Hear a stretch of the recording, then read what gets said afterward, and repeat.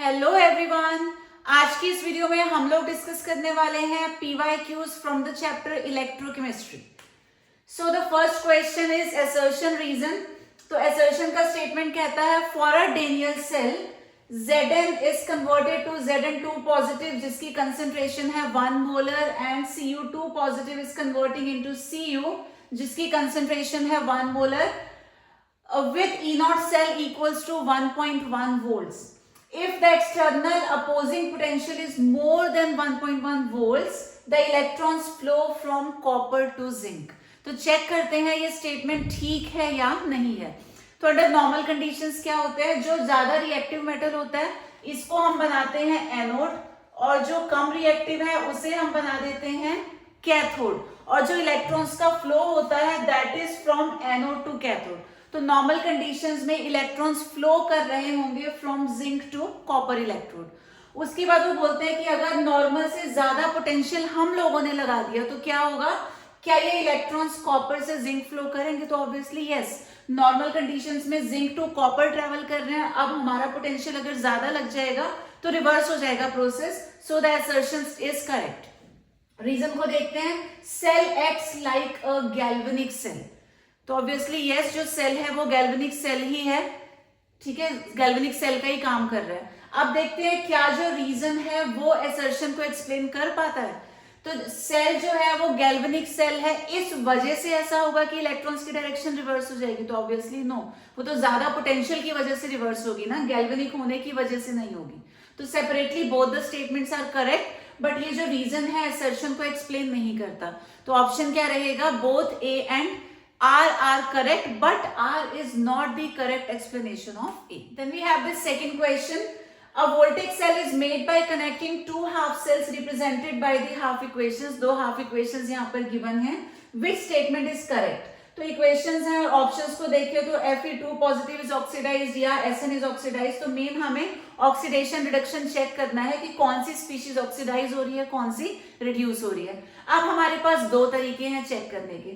सबसे पहला है on the basis of these E0 values, जो रिडक्शन पोटेंशियल दे रखा है उसके बेसिस पे हम लोग पता लगा सकते हैं। तो कैसे पता चलेगा, जितनी ज्यादा नेगेटिव वैल्यू होती है रिडक्शन पोटेंशियल की उतना स्ट्रॉन्ग वो स्पीशीज होती है रिड्यूसिंग एजेंट।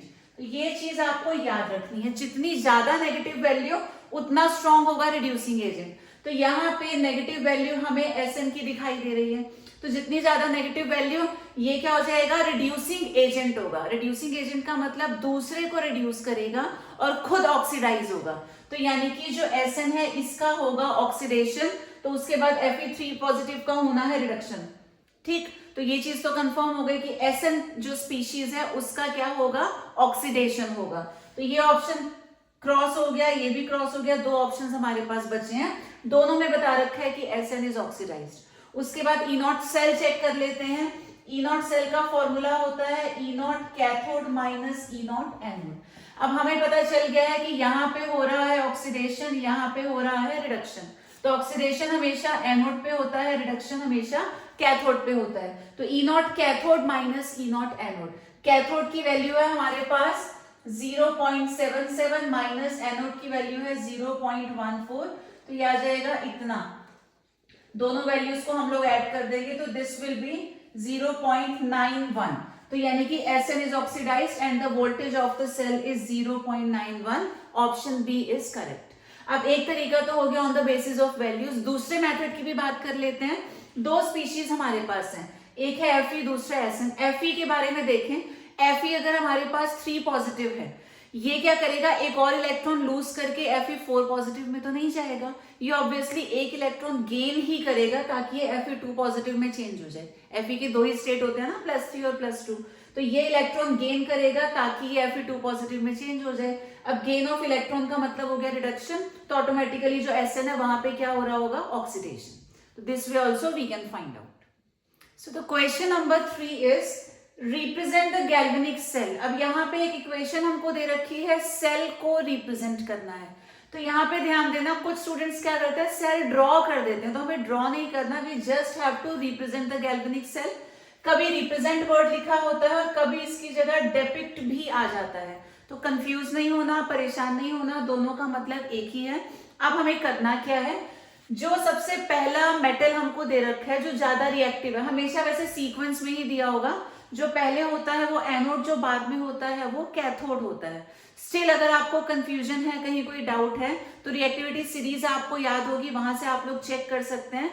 जो ज्यादा रिएक्टिव होगा वो एनोड होगा और दूसरा वाला कैथोड हो जाएगा।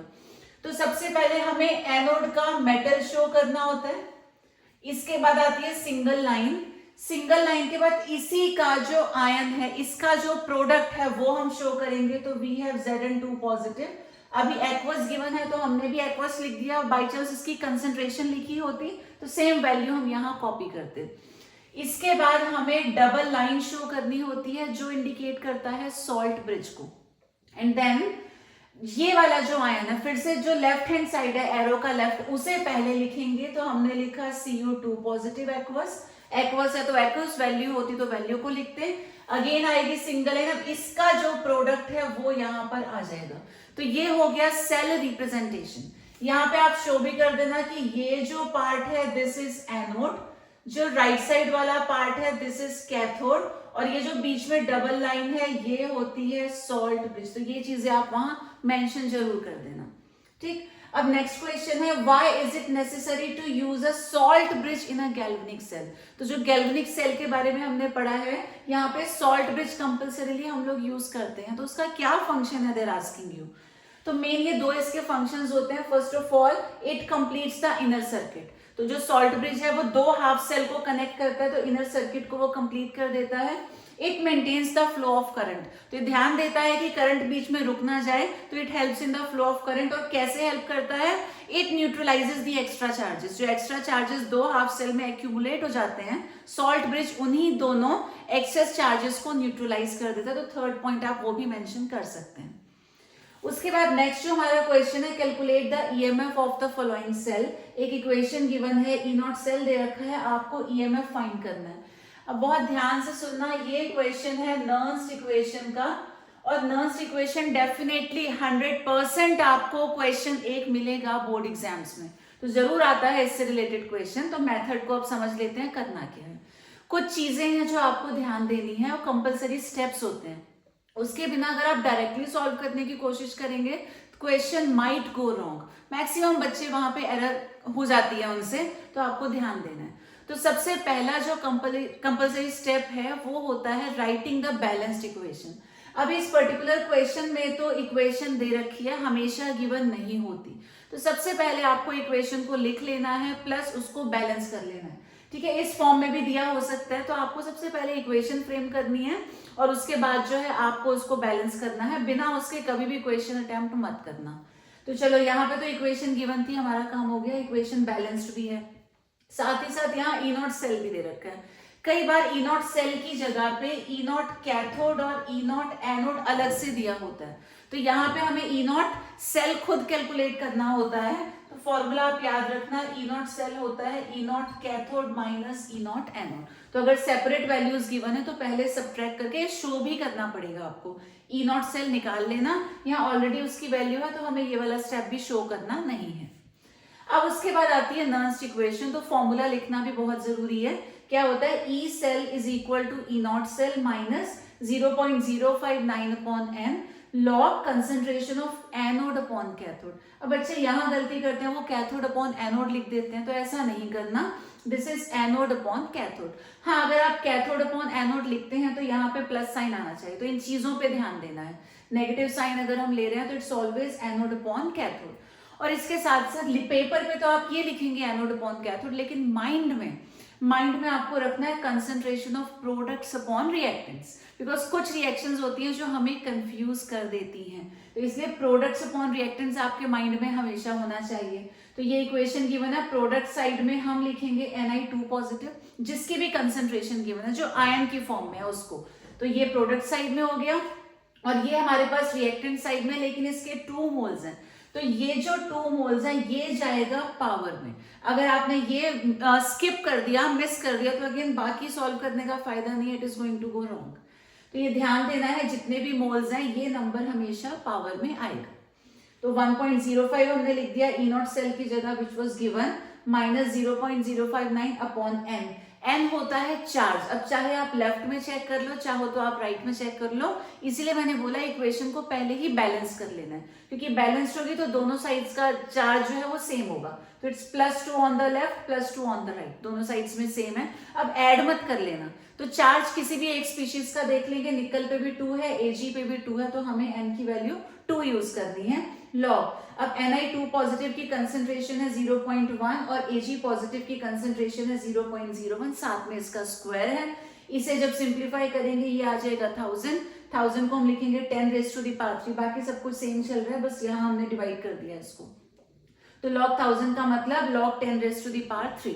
अब ये जो पावर होती है ये सामने आ जाती है, तो क्या हो जाएगा 0.029 इंटू 3 हो जाएगा, और फिर बचेगा log 10 की वैल्यू होती है 1। बस फाइनली इसको हमने सिंप्लीफाई किया and we have got our answer. तो ध्यान देना है, नर्न्स इक्वेशन का क्वेश्चन डेफिनेटली एग्जाम में आएगा, तो इसकी प्रैक्टिस जरूर करनी है। तो next question is again related to Nernst equation, but इस बार यहाँ पे इक्वेशन गिवन नहीं है, तो वो भी सीख लेते हैं कैसे हमें इक्वेशन को फ्रेम करना है। तो ये कुछ यहाँ रिप्रेजेंटेशन दे रखा है, सेल को रिप्रेजेंट किया हुआ है, E0 सेल की वैल्यू भी है, बट हमारा फर्स्ट स्टेप हमेशा होना चाहिए इक्वेशन फ्रेम करना। तो यहीं से हम लोग स्टार्ट करेंगे। First of all we have Fe। अब Fe किस में कन्वर्ट हो रहा है, तो ये कन्वर्ट हो रहा है इनटू Fe2 पॉजिटिव, जिसकी कंसेंट्रेशन है 0.01, ये हो गया। इसके बाद आता है H पॉजिटिव, तो यहां लिखेंगे H पॉजिटिव को, कंसेंट्रेशन है 1 मोलर, और ये किस में चेंज हो रहा है, this is converting into H2। अब यहाँ कंफ्यूज नहीं होना कि H2 के आगे प्लैटिनम क्यों दे रखा है, because H2 is a gas. अब गैस तो इलेक्ट्रोड नहीं बना सकती, तो जो इलेक्ट्रोड बनेगा वो प्लैटिनम का बनेगा, लेकिन रिएक्शन वहां पे हाइड्रोजन की हो रही है, तो रिएक्शन में हम हाइड्रोजन शो करेंगे, यहाँ प्लैटिनम का कोई काम नहीं है। इक्वेशन हमने फ्रेम कर ली, फ्रेम करने के बाद इक्वेशन को बैलेंस करना जरूरी है। Fe is 1 already balanced, hydrogen is 1 here, but right side में 2 हाइड्रोजन हैं, तो यहां से 2 मल्टीप्लाई करेंगे ताकि हाइड्रोजन भी बैलेंस हो जाए। अब चार्ज देखें तो +2 on the left, +2 on the right, charge भी बैलेंस हो गया। Now we can start solving. तो हम लिखेंगे नर्न्स इक्वेशन, जो कि होती है E cell is equal to E0 cell minus 0.059/n log concentration of anode upon cathode, या माइंड में क्या रखना है, प्रोडक्ट्स अपॉन रिएक्टेंट्स। तो ये जो इक्वेशन है, प्रोडक्ट साइड में हमारे पास है Fe2 पॉजिटिव, रिएक्टेंट साइड में H पॉजिटिव का स्क्वायर हो जाएगा दिस वे। वैल्यूज हमारे पास है, Fe2 पॉजिटिव की वैल्यू है 0.01, H पॉजिटिव की वैल्यू गिवन है 1, और यहाँ n होता है चार्ज, तो हाइड्रोजन का चार्ज भी +2 है, आयरन पे चार्ज भी +2 है, तो किसी एक को देखना है, तो n की जगह हमने यहाँ 2 यूज कर लिया, सिंप्लीफाई किया है तो 10 की पावर -2 आ जाएगा। अभी जैसे डिस्कस किया था, पावर आ जाती है सामने, तो माइनस और माइनस हो जाएगा प्लस, इन दोनों को हम मल्टीप्लाई कर देंगे, log 10 बचा जिसकी वैल्यू होती है 1, तो finally will get our answer. Now the next question, ऐसे क्वेश्चंस भी पूछे जाते हैं। Using E0 values of x and y, predict which is better for coating the surface of iron to prevent corrosion in y। तो हमारा main metal iron है, इसके ऊपर किसकी कोटिंग लगाएं, एक्स की या वाई की, ताकि इसका कोरोजन ना हो पाए। तो आयरन को प्रोटेक्ट करना है हमने। तो आपको याद क्या रखना है, जिसकी वैल्यू ज्यादा नेगेटिव है, लाइक आयरन की तो -0.44 है, उससे भी ज्यादा नेगेटिव वैल्यू इसकी है, तो जिसकी वैल्यू ज्यादा नेगेटिव होती है वो स्ट्रॉन्ग रिड्यूसिंग एजेंट होता है। तो यानी कि this is a strong reducing agent. अब रिड्यूसिंग एजेंट क्या करते हैं, दूसरे को रिड्यूस करते हैं लेकिन खुद ऑक्सीडाइज होते हैं, तो ये बहुत ज्यादा स्ट्रॉन्ग ऑक्सीडेशन होगा इसका, तो ये खुद ऑक्सीडाइज हो जाएगा, आयरन को ऑक्सीडाइज नहीं होने देगा, उसे प्रोटेक्ट कर देगा। तो आपको याद रखना है, जो स्ट्रॉन्ग रिड्यूसिंग एजेंट है, जिसकी वैल्यू ज्यादा नेगेटिव है, वो हमेशा दूसरे को बचाएगा, जो खुद ज्यादा नेगेटिव है दूसरे को बचा लेगा। तो ज्यादा नेगेटिव वैल्यू एक्स की है, ये खुद ऑक्सीडाइज होगा, आयरन को नहीं होने देगा, therefore this is the correct answer. Last few questions, define electrochemical cell. तो इलेक्ट्रोकेमिकल सेल क्या होता है, which converts chemical energy into electrical energy. So it is a cell which converts chemical energy into electrical energy. वो बोलते हैं what happens when applied external potential becomes greater than E0 of the electrochemical cell. हम बाहर से जो potential लगा रहे हैं एक्सटर्नल, वो गिवन वैल्यू से ज्यादा हो जाए तो क्या होगा, तो ऑब्वियसली सेल की जो वर्किंग है वो रिवर्स हो जाएगी। रिवर्स होते ही ये क्या बन जाएगा, this will behave as electrolytic cell. तो नॉर्मली वो इलेक्ट्रोकेमिकल सेल है, बट अगर हम उससे ज्यादा पोटेंशियल एक्सटर्नली अप्लाई करते हैं तो it behaves as electrolytic cell. उसके बाद है the standard electrode potential E naught for Daniell cell is 1.1 volts. E naught की वैल्यू गिवन है, calculate delta G naught for the reaction. अब डेल्टा जी नॉट का सिंपली फॉर्मूला आपको learn करना है, फॉर्मूला बेस्ड इक्वेशन आएगा अगर आया तो डेल्टा जी नॉट होता है minus n F E naught cell. N हो गया वही नंबर ऑफ इलेक्ट्रॉन्स या चार्ज, तो यहाँ पे कॉपर पे भी +2 है, जिंक का चार्ज भी +2 है, तो यानी कि एन की वैल्यू हो गई 2। एफ होता है Faraday which is equal to 96500 और ई नॉट सेल की वैल्यू गिवन है +1.1, तो सिंपली तीन वैल्यूज को मल्टीप्लाई करना and will get our result. उसके बाद यहाँ कुछ मेटल का इलेक्ट्रोड पोटेंशियल गिवन है, रिडक्शन पोटेंशियल की वैल्यूज आर गिवन, और वो बोलते हैं using standard electrode potential values arrange these metals in the increasing order of reducing power. तो आपको यहाँ पे याद क्या रखना है, जितनी ज्यादा नेगेटिव वैल्यू होगी वो उतना स्ट्रॉन्ग रिड्यूसिंग एजेंट होगा, ज्यादा negative value strong reducing agent. तो बस इसी बेसिस पे हम लोग अरेंज करेंगे। सबसे ज्यादा नेगेटिव यहाँ पे हमें दिखाई दे रहा है -2.93, तो यानी कि सबसे ज्यादा स्ट्रॉन्ग हो जाएगा पोटेशियम। इसके बाद ज्यादा नेगेटिव क्या है, तीन नेगेटिव वैल्यूज हैं, ज्यादा नेगेटिव है ये, तो इससे थोड़ा कम होगा Mg। उसके बाद 0.74 आ जाएगा यानी कि क्रोमियम, क्रोमियम से थोड़ी कम नेगेटिव है आयरन की वैल्यू, तो ये आ जाएगा। इसके बाद अब वैल्यूज पॉजिटिव है, सपोज हम नंबर लाइन पे चल रहे हैं, ज्यादा नेगेटिव से पॉजिटिव की तरफ, या इधर से चलो ज्यादा नेगेटिव से पॉजिटिव की तरफ, तो मूव करते करते पहले क्या आ जाएगा 0.34, तो ये आ गया कॉपर, और लास्ट में जाकर के आएगा Ag, बिकॉज उसकी वैल्यू तो सबसे ज्यादा पॉजिटिव है। तो जितनी ज्यादा पॉजिटिव उतना वीक रिड्यूसिंग एजेंट, और जितनी ज्यादा नेगेटिव उतना स्ट्रॉन्ग रिड्यूसिंग एजेंट, तो इसी बेसिस पे हम लोग अरेंज कर देंगे।